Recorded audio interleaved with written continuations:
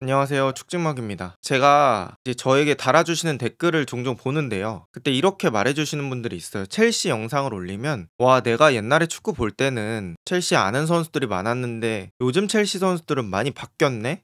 이런 식으로 말하시는 분들이 있더라고요. 그도 그럴 것이 첼시가 최근 엄청나게 선수도 많이 바뀌고 감독도 바뀌고 많은 일들이 있었죠. 그리고 그것과 연장해서 이번 이적 시장에서도 되게 열심히 움직이고 있는데요. 가장 최근에는 아틀레티코 마드리드의 코너 갤러거를 팔기도 했고, 또 아틀레티코 마드리드에서 사무라는 공격수를 영입하려고도 하고 있습니다. 그런 와중에 첼시 쪽 유명한 언론인 멜로가 듀스버리울과 계약한 첼시는 코너 갤러거를 매각하기로 합의한 후 이번 여름에는 다른 1군 미드필더를 영입할 생각이 없다고 그렇게 말했습니다. 이 말은 1군 미드필더는 픽스가 됐다는 건데요. 그렇다면 지금 첼시의 1군 미드필더는 어떤 선수들이 있는지, 그리고 다음 시즌에는 어떻게 플레이해야 될지 약간 만담식으로 얘기해 보도록 하겠습니다. 먼저 첫 번째 미드필더 엔조 페르난데스입니다. 엔조는 이번 시즌에 코파 아메리카 다녀오면서 말도 많고 탈도 많았죠. 인종차별 관련 문제로 인해서 크게 사과를 하기도 했고, 첼시 동료들과도 약간의 민망한 문제들, 껄끄러운 문제들이 있었습니다. 엔조는 2001년 23살이고요. 아르헨티나 국적의 선수입니다. 중앙 미드필더, 수비형 미드필더 볼 수 있는 선수고, 일단은 인종차별 이슈 막 뜨거웠다가 지금은 좀 잠잠해진 상황이고요. 엔조 페르난데스가 좋았을 때는 아무래도 22-23 시즌이었던 것 같아요. 그 시즌에 첼시가 많이 무너졌었는데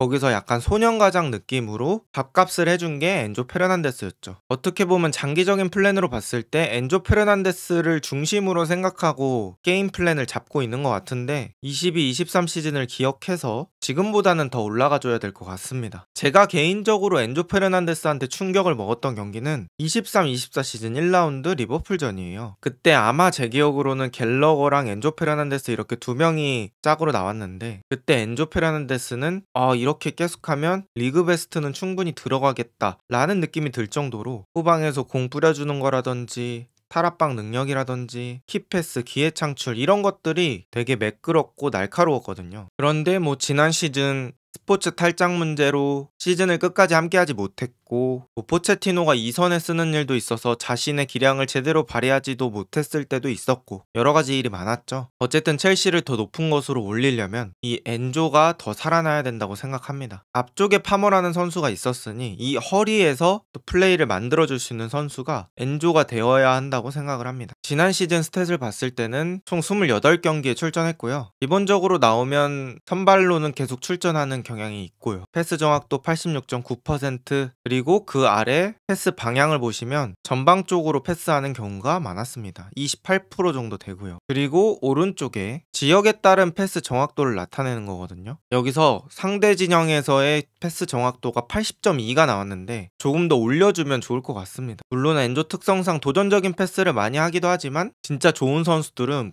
거의 90%까지 육박하기도 하거든요. 그리고 가장 오른쪽 아래 키패스 32개, 이거는 단순 수치로 어떻다 저렇다 말하기는 좀 어렵지만 엔조의 위치가 완전 전방은 아니잖아요. 그래서 조금 더 아래쪽에서 키패스가 나간다고 생각을 했을 때는, 만약에 이 키패스 횟수가 더 올라간다? 그럼 첼시에게 상당히 큰 도움이 되겠죠. 엔조는 아무래도 시야가 열려있을 때 좋은 패스들이 많이 나가기 때문에 마레스카가 아예 2선 바짝 쓰는 것보다는 조금 반칸 내지는 한 칸 정도 내려서 카이세도나 라비아의 지원을 받으면서 넓게 패스를 뿌려줄 수 있는 역할을 맡으면 가장 엔조를 잘 써먹는 게 아닌가 라고 생각이 듭니다. 또 엔조를 처음에 데려올 때 엄청 비싼 금액으로 데려왔기 때문에 아무래도 엔조 입장에서도 지금 보냈던 시즌들보다는 다가오는 시즌에 더 의미 있는 성과를 거둬야 될 것 같아요. 월드컵 때 하는 거 보면 기본적으로 클래스는 있는 선수라고 느껴집니다. 두 번째 미드필더는 모이세스 카이세도입니다. 제가 개인적으로 좋아하는 스타일의 미드필더고요. 열심히 뛰고 많이 뛰고 꾸준히 일해주고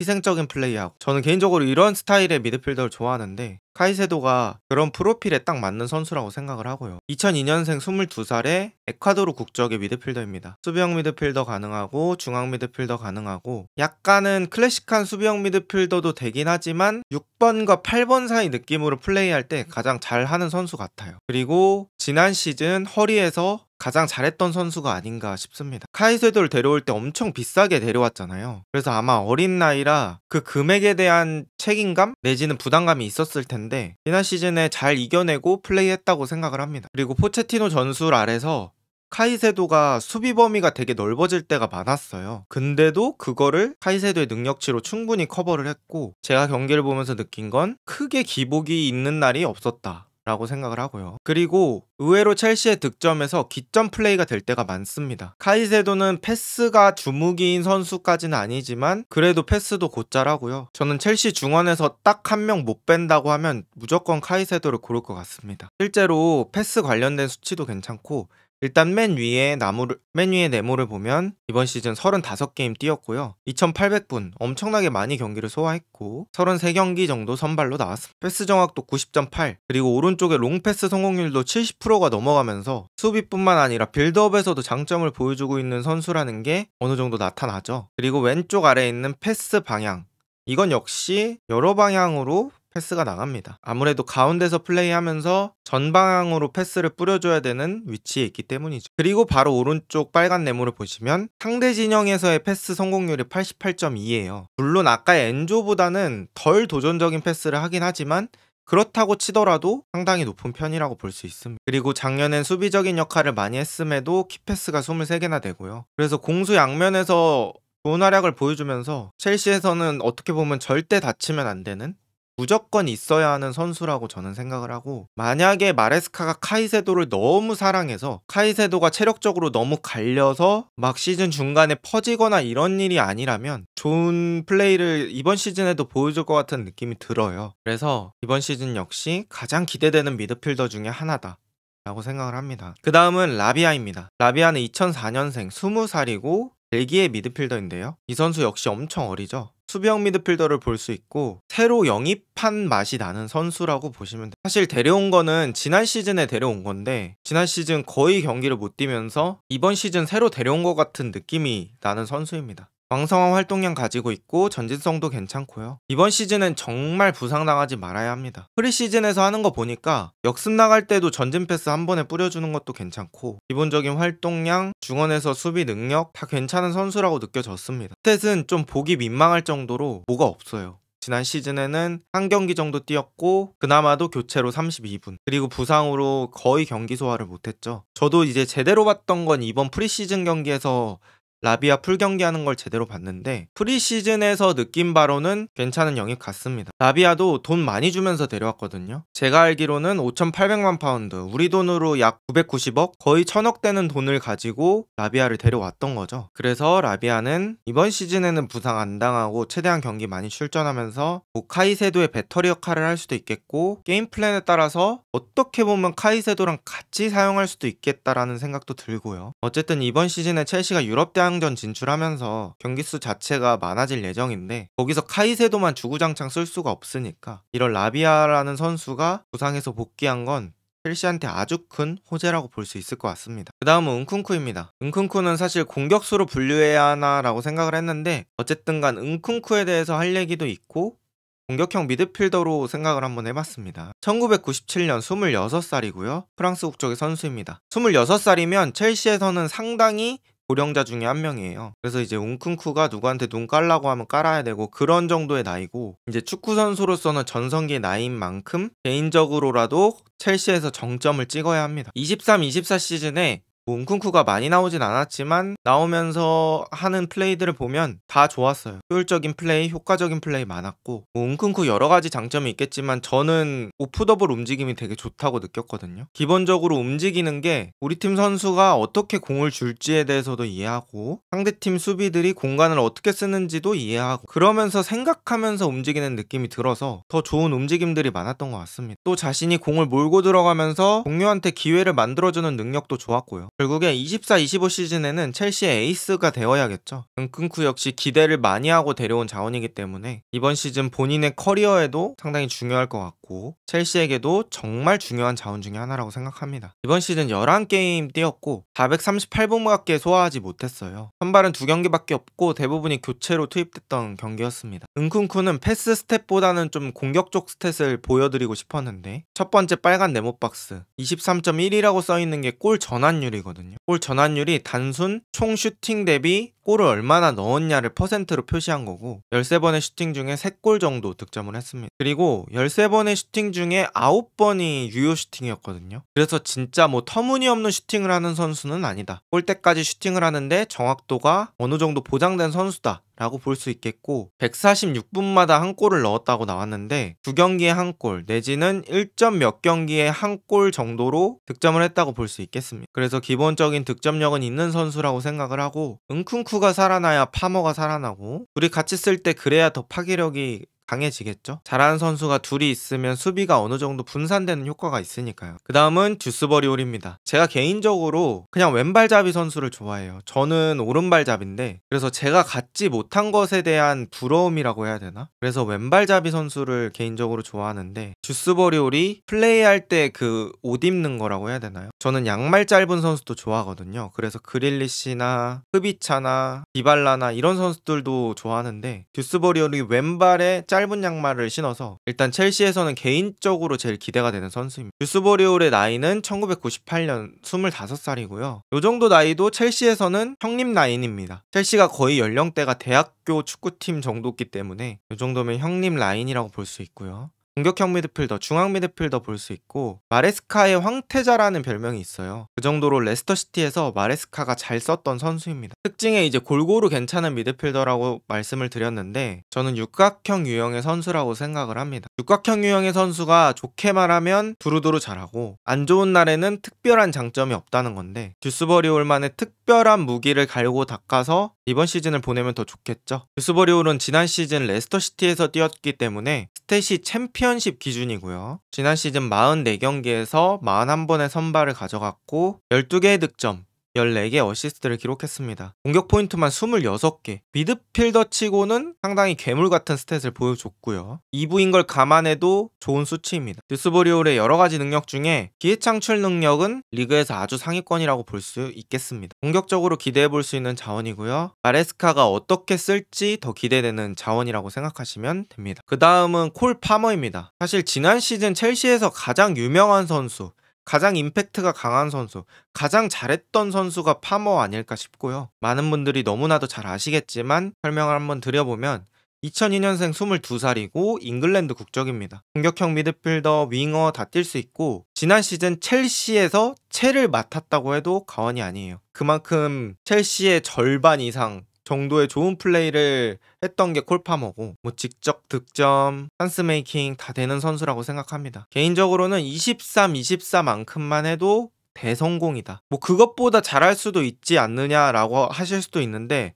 그만큼 지난 시즌이 너무 좋았어요. 그래서 지난 시즌 정도만 하면 정말 엄청난 거다라고 말씀을 드리고 싶고요. 맨 위부터 보시면 지난 시즌 리그에서만 총 22골 11개의 도움을 했고 공격 포인트 33개를 뽑았습니다. 총 34경기를 치렀거든요. 그러면 한 경기당 거의 공격 포인트 하나씩 뽑아준 거예요. 스탯 괴물입니다. 괴물. 패스 정확도는 83% 정도 되는데 앞쪽에 있었던 선수기 때문에 공격적인 패스가 많아서 저거는 크게 신경 쓸 필요는 없는 수치인 것 같고요. 그 아래 패스 방향을 보시면 아무래도 앞쪽으로 주는 패스나 파머가 오른쪽 윙어로 많이 뛰었기 때문에 오른쪽에서 왼쪽으로 주는 패스의 비율이 많죠. 그리고 오른쪽 아래 박스를 보시면 키패스 72개. 이건 진짜 대단한 겁니다. 어쨌든 괴물 같은 시즌을 보냈던 파머인데 24-25 시즌에 지난 시즌 정도만 해줘도 엄청 잘하는 거다. 파머가 그렇게 플레이할 수 있을지 지켜봐야겠죠. 결국엔 파머가 지난 시즌처럼 잘하려고 하면 다른 선수들도 살아나 줘야 됩니다. 그럼 뭐 파머에게 골이 몰리는 건 좀 줄어들지라도 첼시 전체적으로 공격진의 파괴력은 올라갈 수 있겠죠. 그 다음은 축구의 메카인데요. 2003년생 20살이고 잉글랜드 국적의 선수입니다.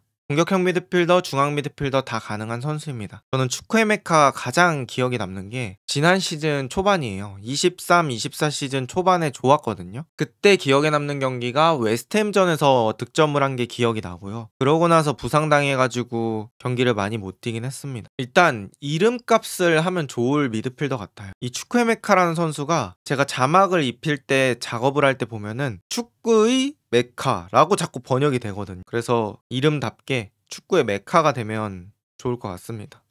죄송합니다. 뭐 어쨌든 성장하지 못하면 살아남기 힘든 미드필더예요. 지금 첼시의 스쿼드 구성에서는. 그리고 이번 프리시즌에서도 경기 보면은 전방 압박 과정에서 맨투맨 풀리는 그런 상황 속에서 미스났던 게 축구의 메카가 많았거든. 그래서 지금 현재 실력으로는 사실 1군 스쿼드 주전으로 활용되기는 힘들다 라고 보시면 될 것 같고, 서브 자원으로 활용되지 않을까라고 생각을 해봅니다. 지난 시즌 9경기밖에 뛰지 않았고 플레이한 시간이 223분밖에 안 돼요. 그래서 큰 의미는 없을 것 같습니다. 스탯을 얘기하네. 그리고 레슬리 우고축구라는 선수입니다. 2004년생 20살이고 이 선수도 잉글랜드 수비형 미드필더 뛰는 선수고 아직 성장이 많이 필요한 선수라고 느껴집니다. 피지컬은 190, 좋은 편이에요. 근데 좀 플레이가 투박하죠. 제가 기억나는 경기는 첼시가 지난 시즌 뉴캐슬 원정에서 대패를 당했을 때가 있거든요. 그때 아마 우고축구가 경기에 나왔었는데 그때 우고축구 하는 걸 보면 아직은 많이 성장을 해야겠다라고 생각을 했고요. 피지컬은 꽤 좋은데 결국에서는 수비형 미드필더라도 후방에서 나가는 패스 퀄리티가 중요한데 그런 것들이 아직 많이 보완이 필요한 선수입니다. 나이는 아직 어리니까 조금 더 성장을 해야겠죠. 이번 시즌에 아마 서브도 많이 못 나올 것 같긴 한데 서브로 활용되지 않을까 싶습니다. 지난 시즌 12경기 정도 출전을 했는데 역시나 출전한 시간이 298분밖에 되지 않고요. 좀 볼만한 건 공중볼 경합이 81.8%로 승률이 좀 괜찮습니다. 확실히 피지컬, 높이 이런 건 좋은 선수라고 생각을 해볼 수 있겠네요. 마지막은 카사데이가 아닐까 싶습니다. 카사데이는 2003년생 21살이고 이탈리아 출신의 미드필더입니다. 중앙 미드필더, 공격형 미드필더 다 가능한 선수고 이 선수의 특이점이 지난 시즌 레스터시티로 임대를 갔다가 겨울에 첼시로 복귀를 했어요. 이 선수의 특이점은 23, 24 시즌에 반 시즌 동안 마레스카볼을 체험을 했어요. 지난 시즌 레스터시티로 임대를 갔다가 반 시즌만 체험하고 겨울에 다시 첼시로 복귀를 했거든요. 그래서 마레스카볼 찍먹했다고 볼 수 있고요. 또 특이사항으로는 U20 월드컵 MVP입니다. 우리나라가 배준호 선수를 중심으로 U20 월드컵 4강 갔을 때 있어요. 그때 우리의 4강 상대가 이탈리아였고 거기 핵심 멤버가 카사데이였거든요. 그 월드컵에서 MVP와 득점왕을 모두 탔던 선수입니다. 피지컬 좋고 기본기 좋고 박스 타격 되는 선수인데 과연 카사데이를 마레스카가 어떻게 쓸 것인지 내지는 마레스카의 계획 안에 있는 게 맞는 건지는 지켜봐야 될 것 같습니다. 지금까지 프리시즌이나 이런 걸로 봤을 때 마레스카가 주력으로 생각하고 있는 선수는 일단은 아닌 것 같아요. 갑자기 이게 초록색이라 제가 사라지는데 가장 중요한 건 선수도 선수겠지만 바뀐 감독 마레스카의 축구겠죠. 마레스카가 어떻게 빌드업 시스템을 가져가고 어떻게 공격 작업을 가져가고 어떤 패턴 플레이를 만드냐에 따라서 선수의 실력은 천차만별이 되거든요. 선수에 맞는 역할을 부여해야 되고 그런 것들이 잘 이루어져야 어린 선수들이 포텐이 터지는데 중요할 것 같습니다. 자, 이렇게 해서 첼시의 여러가지 미드필더들을 알아봤고 여기서 추가적인 영입이 없다면 제가 안내드린 미드필더 안에서 중원이 구성이 될 것 같고요. 여러분들이 24-25 시즌 첼시 경기를 보시는데 조금이라도 도움이 되면 좋겠네요. 오늘 영상은 여기까지고 이런 만담 컨텐츠가 괜찮다면 또 제작을 해볼 예정입니다. 얘기할 건 많으니까 혹시 괜찮다면 댓글로 좀 남겨주시면 감사하겠습니다. 좋은 하루 되세요.